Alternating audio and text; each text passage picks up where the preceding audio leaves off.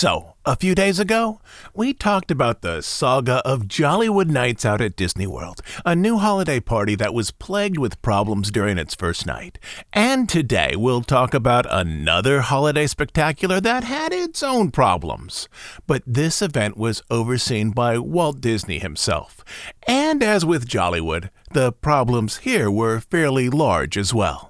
This episode first aired about 8 years ago. It's been expanded and re-recorded over the years, but I'm bumping it to the top of our feed today as a special midweek episode to help keep the holiday mood going. And it's a good story. Also this year, for the first time, I have something special to go along with this episode. For a little over 2 decades now, I've collected home movies of Disneyland in the 1950s, mostly so I can see how average people experienced the park back then, images that are often very different from the professional footage captured by Disney for marketing purposes. So earlier this week, I put together some clips of the park during its first holiday season. Most of those locations discussed in our episode today are featured in this video.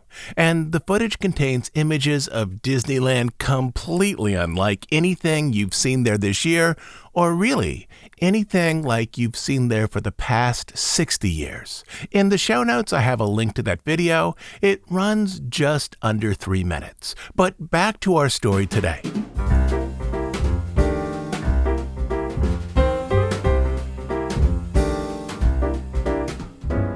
In its first year, the Christmas festivities at Disneyland featured carolers on Main Street. School and church choirs sang at the bandstand located just off the hub, renamed for the season as the Christmas Bowl. Local school bands marched down Main Street playing holiday tunes. The park added decorations, but the decorations were sparse by today's standards. Green wreaths and bows were added to the front of the castle. A freshly cut evergreen was placed in the center of the hub.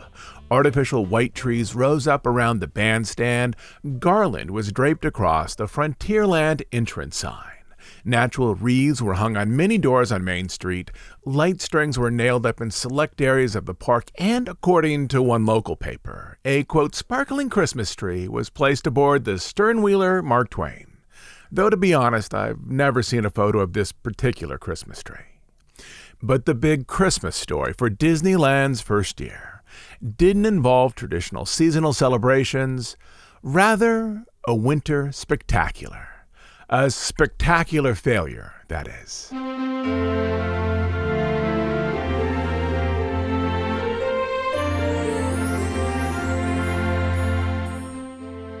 Years earlier, while Disneyland was being designed, many ideas were discarded, including concepts for entire lands.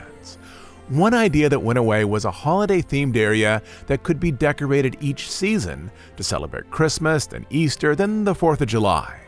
This area would have been located at the back of the park, roughly where the Matterhorn now stands. Another idea that never made it into the final plans was an area called Circus Land.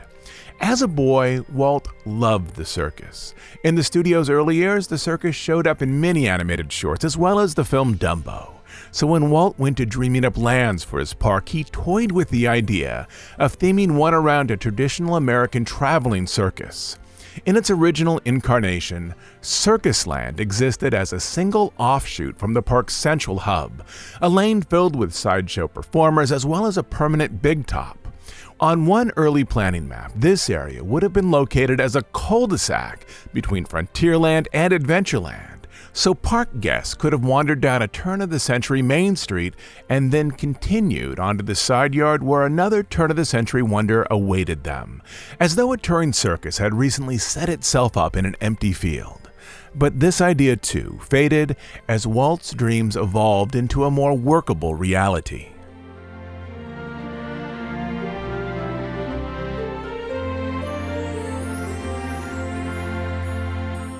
At the end of the park's first summer season, either August or early September 1955, Walt understood that he needed to expand or refresh the park's offerings, as Disneyland was drawing its audience largely from local residents, not a national audience as he had once hoped. New attractions would be especially important in drawing return guests during the school year and the winter holidays. That is, during those periods when families tended not to take long vacations. Walter Knott, owner of the nearby Knott's Berry Farm, also warned Walt that crowds tended to stay away from amusement parks in the weeks leading up to Christmas, as it was nearly impossible to compete with Christmas shopping and holiday parties.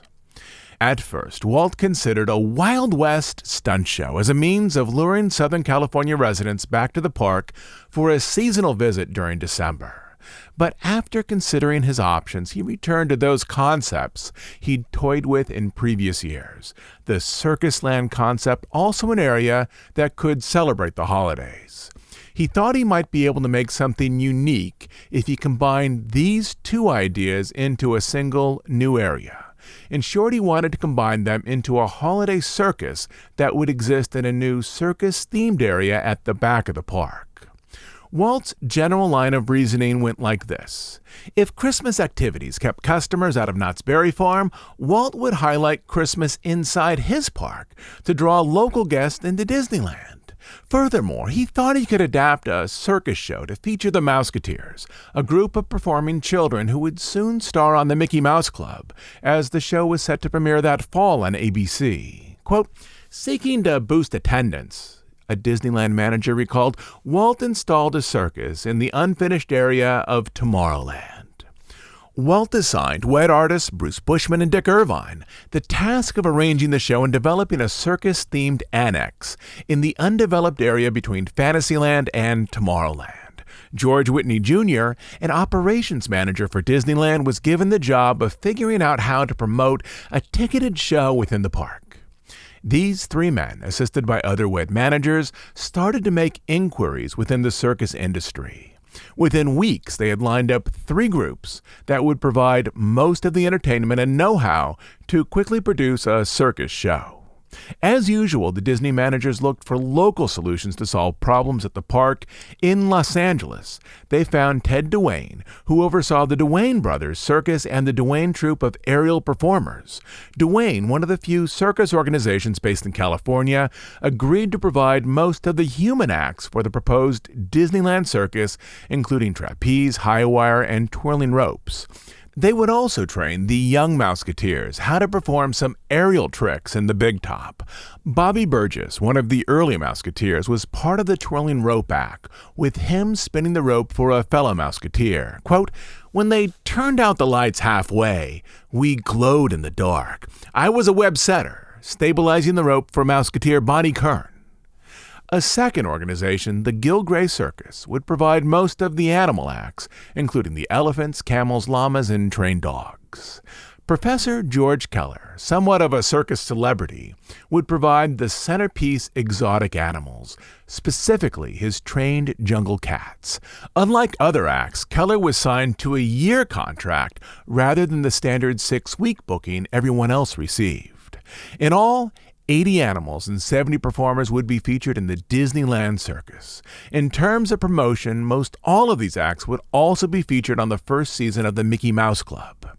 With this, the circus concept was on a fast track toward development, with the show tentatively premiering on Thanksgiving afternoon, which gave the development team a little more than 2 months to pull the whole show and themed area together.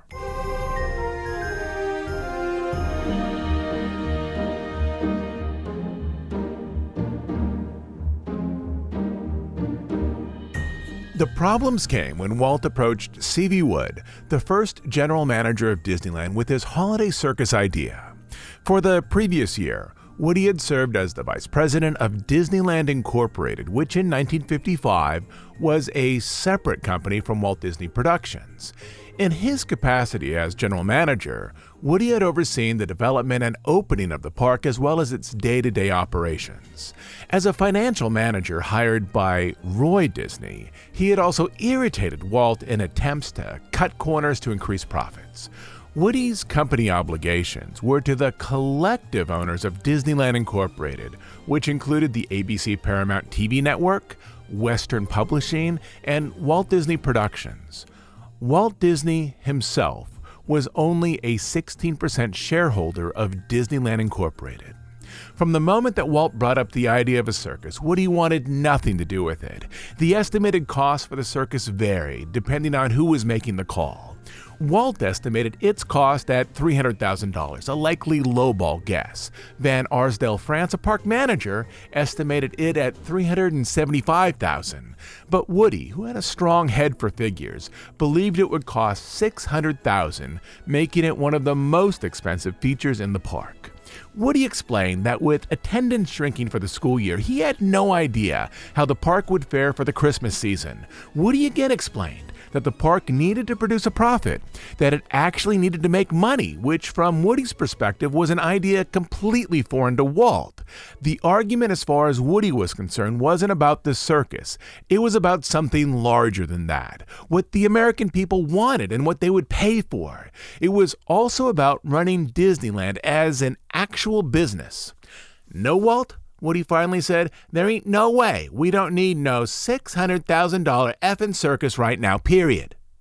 Walt, infuriated, narrowed his eyes but eventually walked away. Later that day, Woody picked up his phone and talked to Roy, hoping that Walt's brother would fix the situation. Woody explained that the park still owed money to various suppliers. They were barely meeting payroll. On weekdays, the park was so empty, it was easier to find an employee than a guest. And then there was the marketing pitch for Disneyland. Guests can see a circus any old time. Out here, they expect unique rides. "Jesus Christ, Roy, if you tell me to do it, I guess I don't have any choice," Woody said.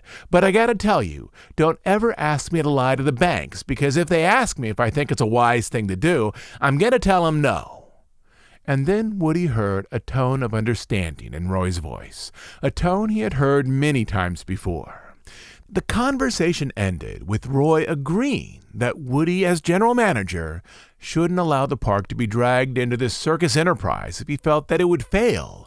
Woody was, after all, responsible for the fiscal health of the park. That same week, Walt explained to his brother that the two big top tents with a purchase price of $48,000 might also be used in a live-action circus movie called Toby Tyler that he wanted to make. Likewise, those circus wagons with a yet unknown purchase price that he wanted to buy could be used as well. The circus at Disneyland was a way to utilize and monetize film props, Walt explained, as well as a way to increase the popularity of the Mouseketeers and the Mickey Mouse Club, a series that by Thanksgiving would have been on TV for only 7 weeks. Roy now found himself stuck in the middle. The resulting compromise speaks largely to how much power Woody had amassed within the company. The compromise was arranged as follows.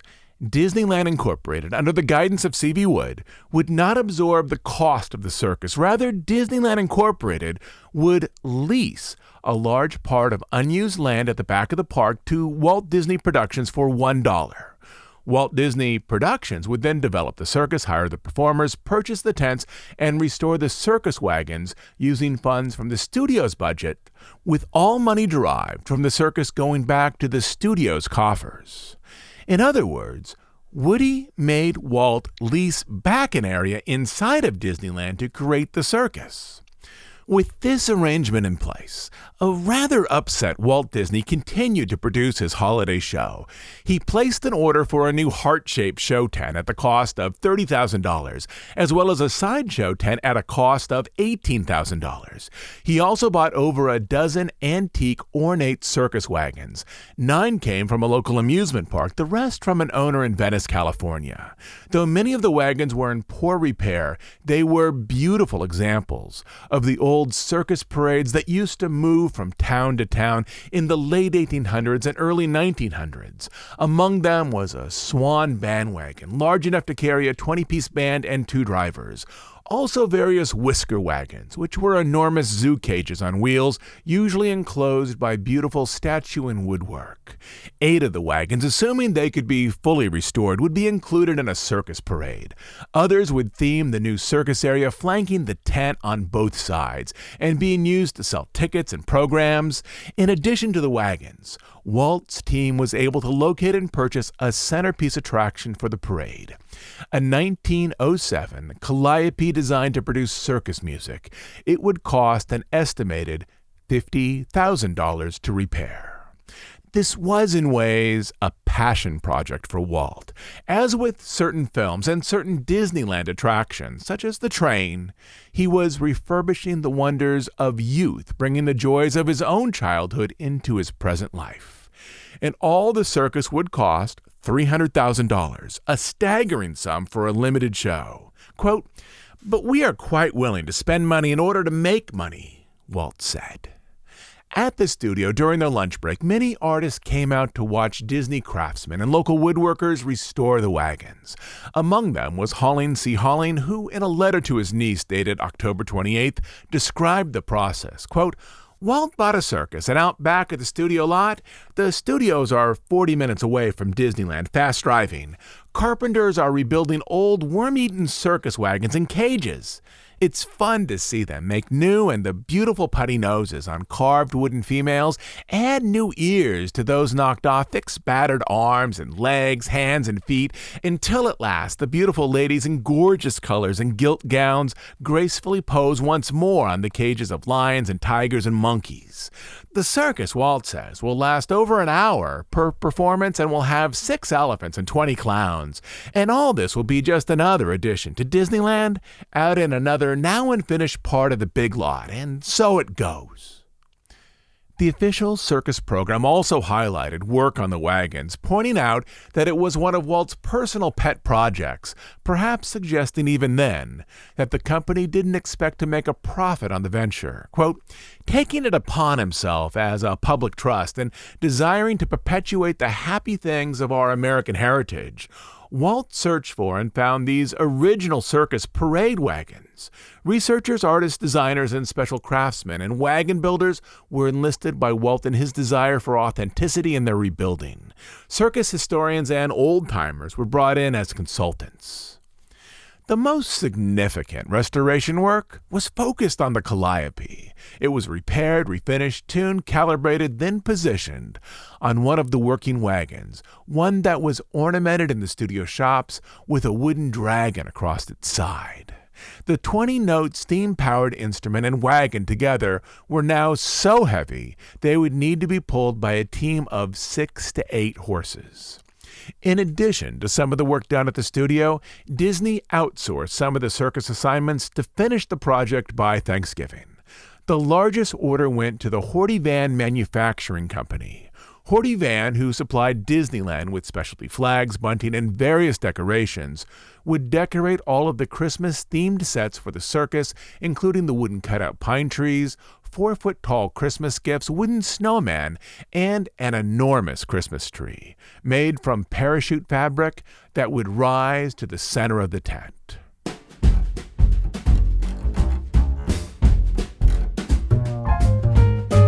The holiday program was officially called the Christmas Festival at Disneyland, which would run from Thanksgiving all the way through to January 8th.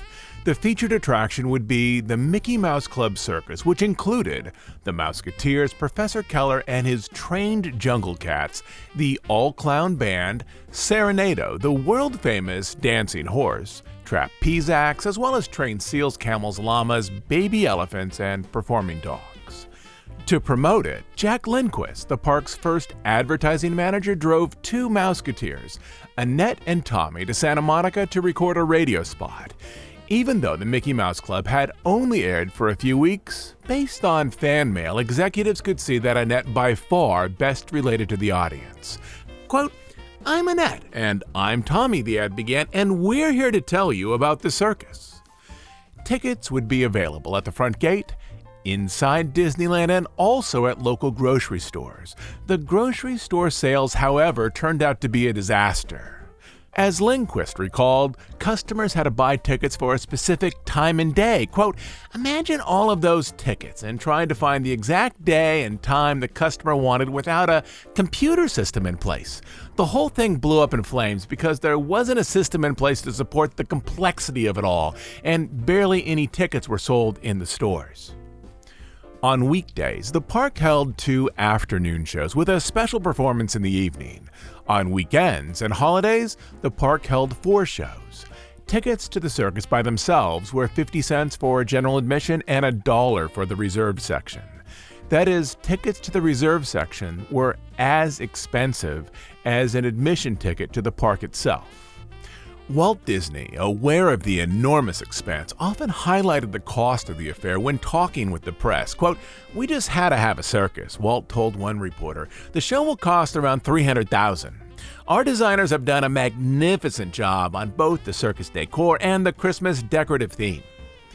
This particular reporter, understanding the financial risk, commented to his readers, quote, "While Walt Disney is known as the master of fantasy, he must deal too with cold hard facts, such as how many people visit his attraction and how much they spend." Amazingly, the show was at least prepared to open as planned on Thanksgiving. Foregoing a traditional turkey dinner, Walt Disney spent the day at the park. His big meal, according to one Hollywood reporter, was, quote, "a ham and cheese sandwich and a malted milk." Beginning at noon, the circus parade worked its way down Main Street, with Walt Disney and actor Fess Parker as grand marshals. Both rode horses with silver ornamented saddles and were followed by Roy Williams on a carriage, the big Musketeer, who drew pictures and handed them out to children. The parade also featured dogs and ponies from the circus, as well as caged jungle cats and a troupe of clowns. Local bands were included in the day's festivities, as well as flag and baton units. Finishing up the parade was the carefully restored antique calliope, with its pipe billowing out tunes of bygone circus days into the park. The parade ended at the circus area, with a small crowd following the performers into the tent, though later presentations were emceed by Jimmy Dodd, the adult star of the Mickey Mouse Club. Walt Disney and Fess Parker shared the role with Jimmy for the inaugural performance. A chimpanzee walked on stilts, Serenado, the horse, played a song on bells. Jungle cats inside of an enormous metal cage leapt through hoops. The Mouseketeers performed one aerial act in which the boys twirled the girls around on rope ladders, 9 or 10 feet in the air. As Mouseketeer Lonnie Burr recalled, quote, "The boys carefully swung the girls back and forth, not very creative, but nerve-wracking, since the girls could easily fall and be hurt badly." Bobby Burgess recalled that during one show, the Mouseketeer he was spinning, quote, "slid down extra fast, and I got her big toe stuck in my mouth." But for the most part, the Mouseketeer acts went off as planned. Still, there were other problems. Quote, "I'll never forget the night of the opening of the circus." Disney construction manager Joe Fowler recalls, "Walt and I were sitting together. The first thing that happened, Owen Pope brought his big pumpkin chariot with his 6 beautiful ponies around, and one of the wheels caught one of the big diagonal posts that holds the big top up and carried it away. I thought, oh God. It didn't cause any great problems, and they kept going on. Of course, I was more interested in what the hell was going to happen in regard to safety in the operations than I was in the show itself. The next thing that happened, one of my boys came out and said, 'Joe, the llamas have escaped.' They'd gone up the railroad track, so I excused myself." Another Disney manager recalls that the llamas didn't confine themselves to the railroad track. They, quote, "ran down Main Street as well." Fowler was absent for the next problem, but Jack Lindquist recalls, quote, "On opening night, our trapeze act flew over the audience, which they loved, but our young female trapeze artist accidentally caused quite a stir. She wore a bra, shorts, and tights, but when she did the trick of putting her feet and hands up while her body was flying over the audience, her bra broke and flew off. This well-built trapeze artist whizzed back and forth completely topless. When Joe Fowler returned, Walt leaned over to him and whispered, "Joe, you missed the best part of the show. One of the leading ladies split her tights and came down with a lion." The finale, keyed to a Christmas theme, presented 3 elephants, quote, painted green, pink, and chartreuse, that paraded around the center ring. Various Disney characters, including Mickey Mouse and Goofy, joined in the march. As the Disneyland Entertainment Department didn't yet own Disney character costumes, the park borrowed them from a traveling Ice Capade show. Most of the costumes were worn by mothers of Mouseketeers, essentially stage parents, who were paid $6 a day to participate in the performance. Quote, the premiere reached its climax when Disney threw a switch and lighted up the entire premises in an orgy of color. Santa arrived in a horse-drawn sled, and a Christmas tree made out of billowing fabric and illuminated from the inside like a neon dream rose up from the circus procession and lifted nearly to the top of the tent.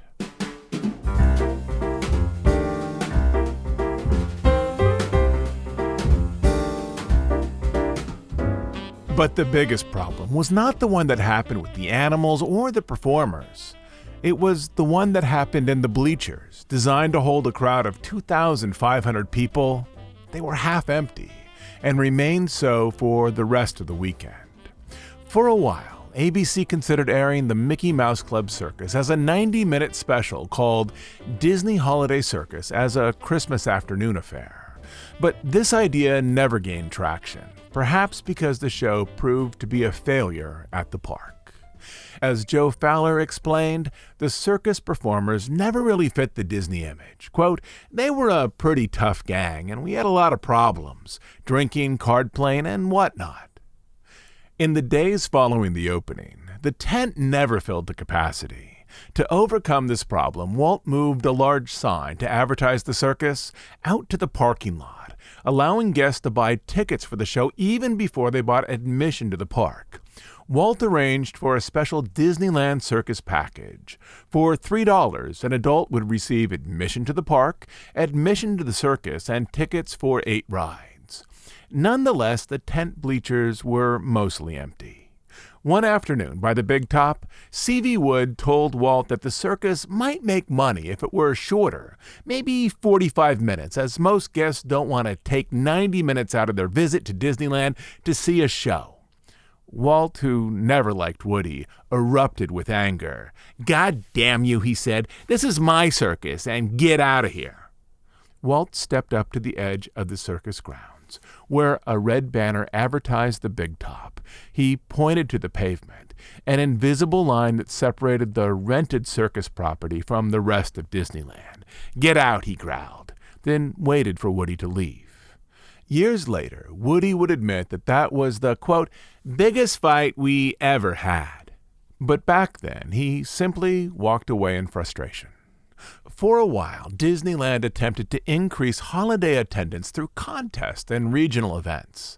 On Monday, December 19th, they sent some Autopia cars to Pasadena for a publicity event. Quote, the famous kid-size autos will be brought to Pasadena through special arrangements made by Mutual Savings and Loan Association of Pasadena, one press release advertised.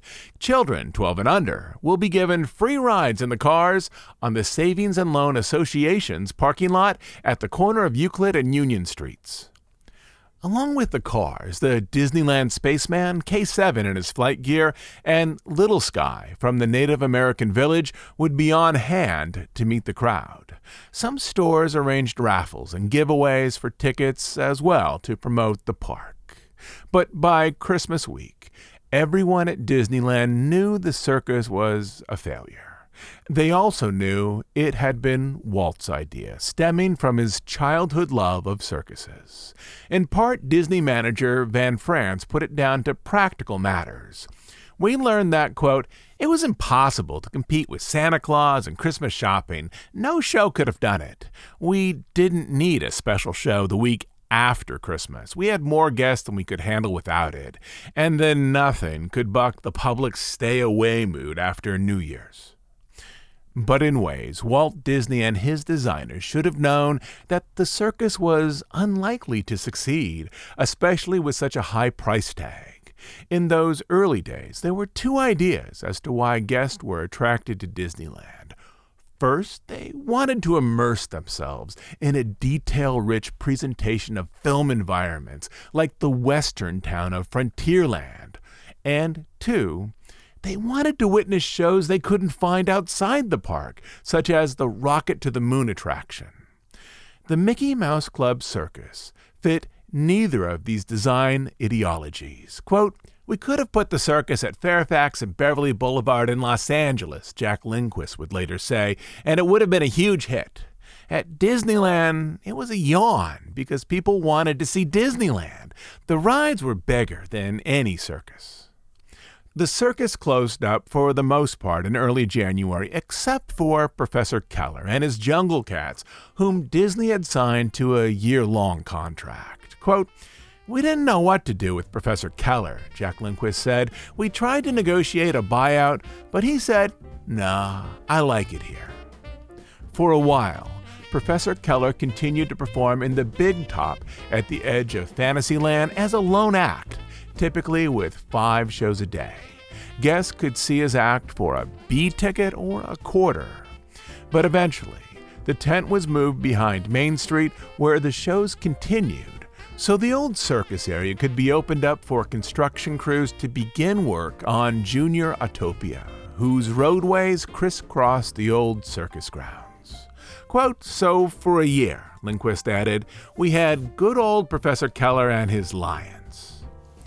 But aside from the business lesson about limited contracts, managers at the park took away a second, far more important moral.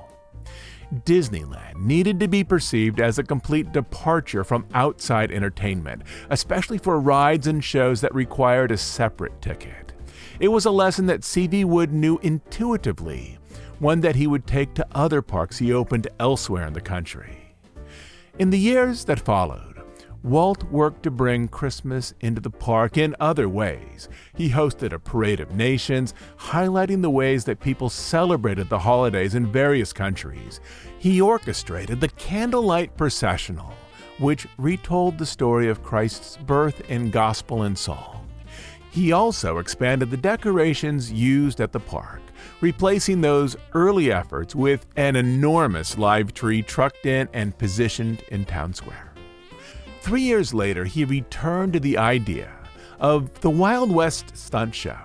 That idea would become the Zorro Stunt Spectacular, staged as a Western-style sword and gun battle in Frontierland, both on the roofs and balconies of the Western Outpost and the upper decks of the Mark Twain as well.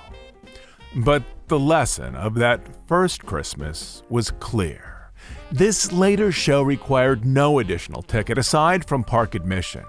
Like the Mickey Mouse Club Circus, the Zorro show featured TV celebrities, but it was relatively short and free for all in the park to enjoy.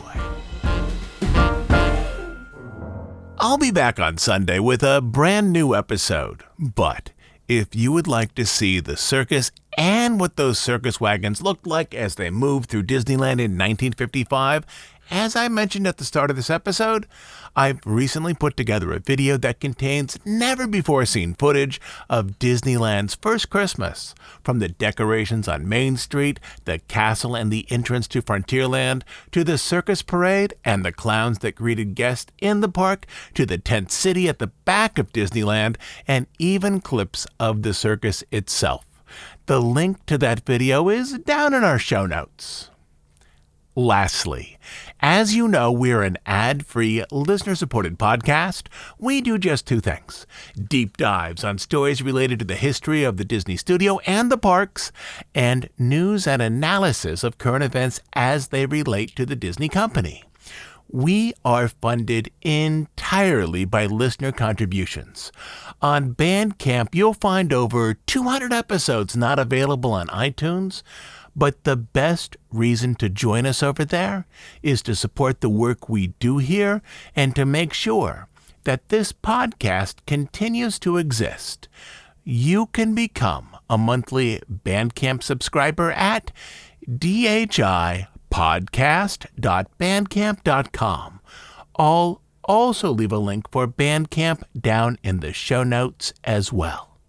So, until next Sunday, this is Todd James Pierce.